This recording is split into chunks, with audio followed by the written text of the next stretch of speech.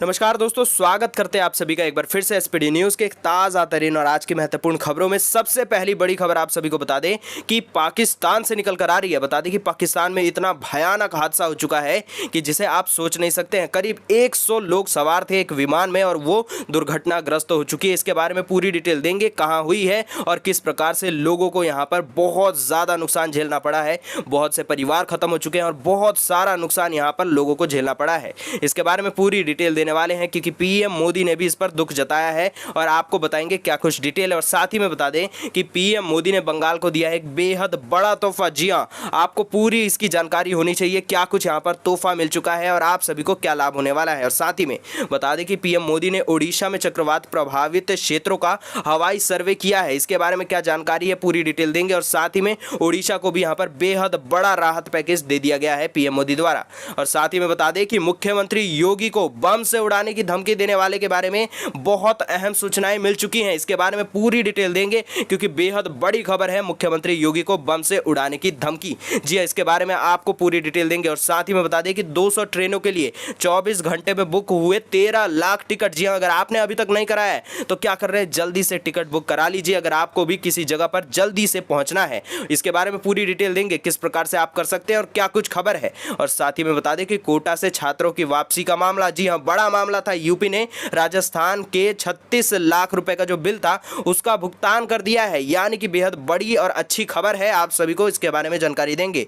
और साथ ही में बता दें कि कोरोना ने छीने 9.3 करोड़ मजदूरों के रोजगार। जी हां, केंद्र राज्य की योजनाओं में मिलेगा काम। जी हां, बेहद बड़ी खुशखबरी की लहर उन सभी लोगों के लिए जो यहां पर मजदूर भाई लोग थे, उन सभी को काम मिल जाएगा। कितनी सैलरी, क्या कुछ पूरी डिटेल आपको बताएंगे। और इसी के साथ जो अगली बड़ी खबर आ रही है कि इस महीने खत्म हुआ लॉकडाउन तो जुलाई तक भारत में चरम पर हो जाएगा कोरोना वायरस। आप सोच नहीं सकते हैं कि अगर लॉकडाउन को खत्म कर दिया जाता है और लोग अगर यहां पर एक दूसरे से सोशल डिस्टेंसिंग का पालन नहीं करते हैं तो कितना मामला बढ़ जाएगा, हम आपको इसके बारे में बताएंगे। खैर, आपसे भी पूछना चाहते हैं कि आपको क्या लगता है अगर ऐसा ना किया जाए तो यहां पर भारत में कितने मामले सामने आएंगे, नीचे कमेंट कीजिए। और साथ ही में बता दें कि 36 लाख का जो बिल भेजा गया था यूपी के द्वारा राजस्थान सरकार को, उसको लेकर यहां पर बेहद बड़ी खबर कि 36 लाख का बिल भेजने को लेकर कांग्रेस पर बरसी मायावती, खूब सुनाई खरी खोटी। इसके बारे में बताएंगे क्या कुछ राजनीति हो रही है। और साथ ही में बता दें विपक्ष ने अम्फान को राष्ट्रीय आपदा घोषित करने की मांग की है और क्या कुछ एक्स्ट्रा मांग किया गया है प्रस्ताव और जो है वो पास भी कर दिया गया है।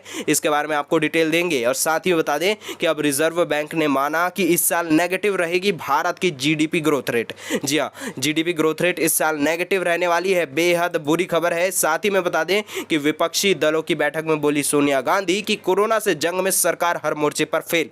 जी हां, इसके बारे में बताएंगे क्या कुछ है, क्यों बोला गया है, इस तरीके के बयान क्यों निकलकर सामने आ रहे हैं। और साथ ही में बता दें कि जो T20 विश्व कप से प्यार करते थे उनके लिए बेहद बुरी खबर है। इसके बारे में बताएंगे क्या कुछ बुरी खबर। तो चलिए दोस्तों, आज की बेहद बड़ी खबरों का सिलसिला शुरू किया जाए, लेकिन उससे पहले आप सभी से एक रिक्वेस्ट है कि वीडियो को लाइक कर दें और साथ ही कर दें चैनल को सब्सक्राइब, घंटे के बटन को दबाकर ऑल नोटिफिकेशंस को भी जरूर ऑन कर दें।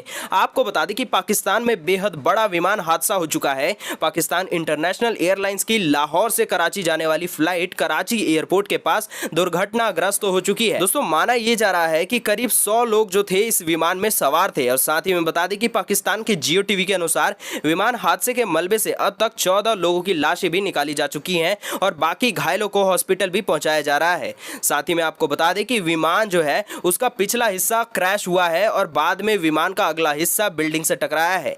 इसलिए संभावना जताई जा रही है कि विमान के अगले हिस्से में बैठे कई यात्री सलामत हो सकते हैं। साथ ही बता दें कि पाकिस्तान के जियो टीवी के अनुसार विमान के मलबे में अभी कुछ जीवित लोग हैं और वहीं अभी तक करीब 40 घायल लोगों को मलबे से निकाला भी जा चुका है। सबसे पहले हम अपने दर्शकों से पूछना चाहेंगे जो कि हमें पाकिस्तान से देख रहे हैं और जिन्होंने इस दुर्घटना को अपने आंखों से देखा था, कृपया नीचे कमेंट सेक्शन में आपने जो कुछ देखा था और जो कुछ जानकारी है नीचे जरूर लिखें। और हम आप सभी से ये भी बताना चाहते हैं कि इस पर पीएम मोदी ने भी दुख जताया है। अब इसी के साथ जो अगली बेहद बड़ी खबर आप सभी को बता दें कि मुख्यमंत्री योगी आदित्यनाथ को बम से उड़ाने की धमकी भरे मैसेज ने गुरुवार को देर रात पुलिस अफसरों के होश उड़ा डाले।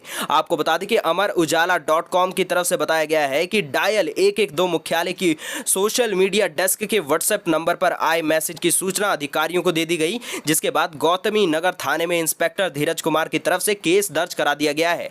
पुलिस आयुक्त सुजित पांडे ने बताया है कि सर्विलांस और क्राइम ब्रांच समेत पुलिस की अन्य टीमें मोबाइल नंबर के आधार पर धमकी देने वाले व्यक्ति का पता लगाने में जुट गई हैं। पुलिस आयुक्त ने बताया है कि डायल 112 की सोशल मीडिया डेस्क के व्हाट्सएप नंबर पर गुरुवार रात को 12:32 पर एक नंबर से मैसेज आता है, जिसे पढ़ते ही हड़कंप मच गया।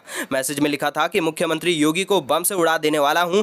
धमकी देने वाले ने धर्म विशेष का जिक्र करते हुए मुख्यमंत्री को उनकी जान का खतरा यानी कि जान का दुश्मन कहा है। आपको बता दें कि पुलिस आयुक्त का कहना है कि धमकी देने वाले के बारे में कई महत्वपूर्ण जानकारियां हाथ लग चुकी हैं और पुलिस टीमें भी लगाई जा चुकी हैं। जल्द ही मोबाइल नंबर धारक का भी पता चल जाएगा। खैर, हम आप सभी से पूछते हैं कि आपके इस खबर के बारे में क्या विचार है। नीचे कमेंट सेक्शन में आपकी राय बेहद जरूरी है, जरूर बताइएगा। अब इसी के साथ जो अगली बेहद बड़ी खबर आप सभी को बता दें कि पीएम मोदी ने चक्रवात प्रभावित बंगाल के लिए 1000 करोड़ रुपए के राहत पैकेज की घोषणा कर दी है। साथ ही तूफान में मरने वालों के परिवार वालों को 2-2 लाख रुपए दिए जाएंगे और घायलों को भी 50-50 हजार रुपए दिए जाएंगे। साथ ही बता दें कि शुक्रवार को पीएम ने मुख्यमंत्री ममता बनर्जी और राज्यपाल जगदीप धनखड़ के साथ उत्तर और दक्षिणी 24 परगना के चक्रवाती प्रभावित क्षेत्रों का हवाई सर्वेक्षण भी किया है। इसके बाद बसीरहाट कॉलेज मैदान में सीएम के साथ समीक्षा बैठक भी हुई, जहां उन्होंने नुकसान का आकलन भी किया है। और इसके साथ ही आप सभी को बता दें कि पीएम मोदी शुक्रवार को ओडिशा पहुंचे और साथ ही में ओडिशा में भी चक्रवाती तूफान द्वारा जितना भी तबाही किया गया था उसका आकलन किया है।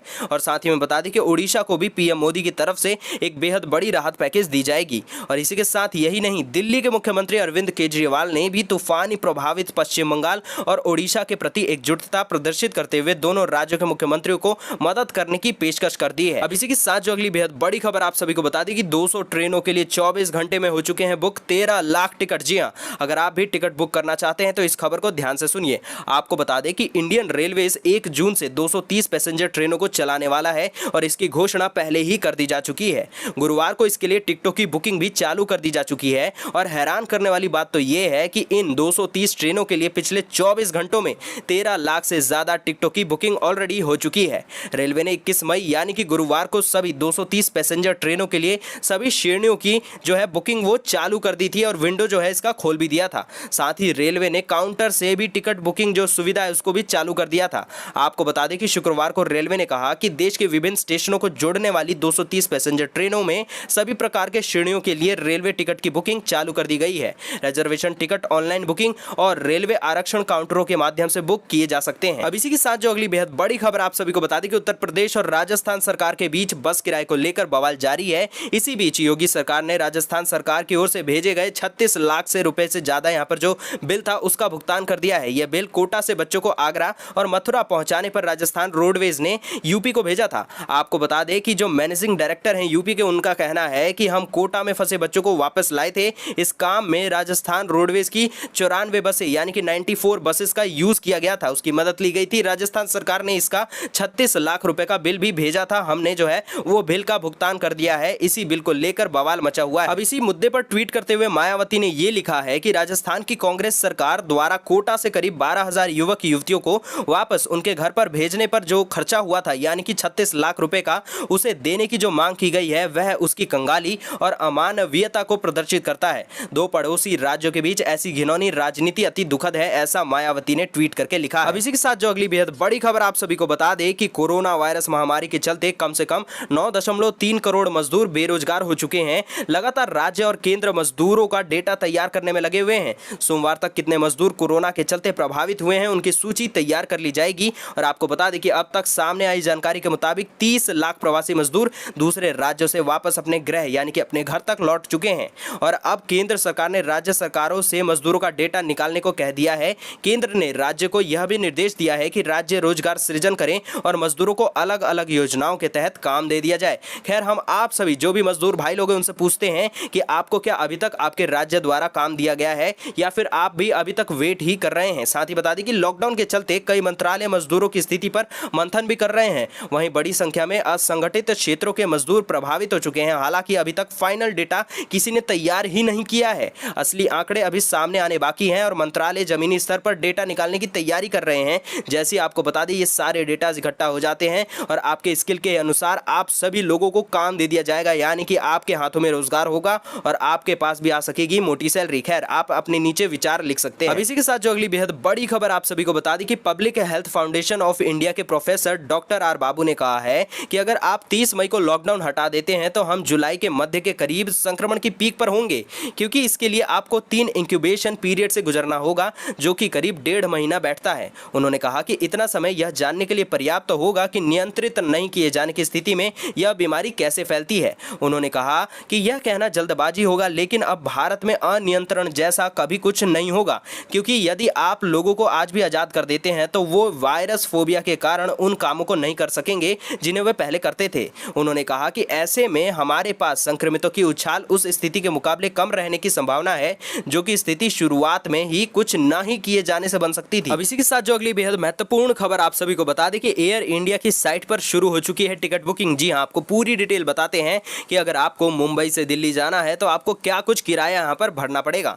बता दें कि यहां पर 25 मई से शुरू हो रही डोमेस्टिक एयर ट्रैवल के लिए एयर इंडिया ने अब टिकटों की बुकिंग चालू कर दी है। एयर इंडिया ने ट्वीट में कहा है कि यात्री सरकारी गाइडलाइंस को मानते हुए एयर टिकट बुक करा सकते हैं। इसके लिए वे एजेंट की मदद भी ले सकते हैं। एयर इंडिया के बुकिंग दफ्तर से भी टिकट मिल रहा है और इससे पहले नागरिक उड्डयन मंत्री हरदीप सिंह पुरी ने कहा है कि सोमवार से शुरू होने वाली घरेलू यात्रा उड़ान जो है उसकी सेवाओं में विभिन्न रूटों के लिए किराया तय किया गया है। उन्होंने कहा कि महामारी के कारण आने वाली विशेष मौजूदा परिस्थितियों को देखते हुए यह कदम उठाया गया है। आपको बता दें कि नए किराए ढांचे में हवाई रूटों को 7 भागों में बांट दिया गया है। हर एक में न्यूनतम और अधिकतम किराया तय कर दिया गया है। अब दिल्ली से मुंबई के बीच हवाई यात्रा की कीमत 25 मई से 24 अगस्त तक के लिए 3 महीने के लिए जो है वो 3500 रुपए से 10,000 रुपए तक कर दी गई है। यानी कि अगर आप भी दिल्ली से मुंबई या फिर मुंबई से दिल्ली जाते हैं तो ये कुछ किराया आपको भरना पड़ सकता है। नीचे कमेंट कीजिए आपके हिसाब से ये किराया कैसा है। अब इसी के साथ जो अगली बेहद बड़ी खबर आप सभी को बता दें कि इस साल ऑस्ट्रेलिया में अक्टूबर नवंबर में होने वाले T20 विश्व कप का टलना तय है।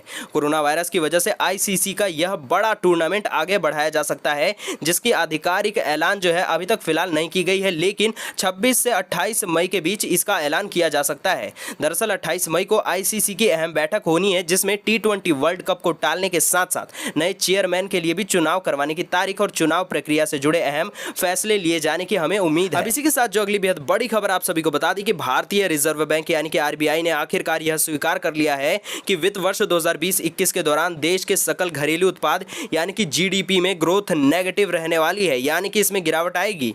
कोरोना और लॉकडाउन की वजह से इसके पहले लगातार कई रेटिंग एजेंसियां ऐसा आकलन कर चुकी हैं, और लेकिन रिजर्व बैंक GDP पर अपना कोई अनुमान पेश करने से बचता रहा था। लेकिन अब आप सभी के सामने भारतीय रिजर्व बैंक यानी कि RBI ने भी आखिरकार यह स्वीकार कर लिया है कि यहाँ पर जो हमारी GDP है वो नेगेटिव जाने वाली है, इसका ग्रोथ रेट नेगेटिव रहेगा। दोस्तों, आप क्या सोचते हैं नीचे कमेंट सेक्शन में जरूर लिखें, और साथ ही आपको बता दें कि यही थी आज की कुछ महत्वपूर्ण खबरें और आज के मुख्य समाचार। अगर आपको आज के मुख्य समाचार पसंद आए हो तो वीडियो को कर दे लाइक, शेयर, साथ ही कर दे चैनल को सब्सक्राइब, घंटी के बटन को दबाकर ऑल नोटिफिकेशंस को भी ऑन कर लीजिए। हम मिलेंगे आपसे अगले मुख्य समाचारों में।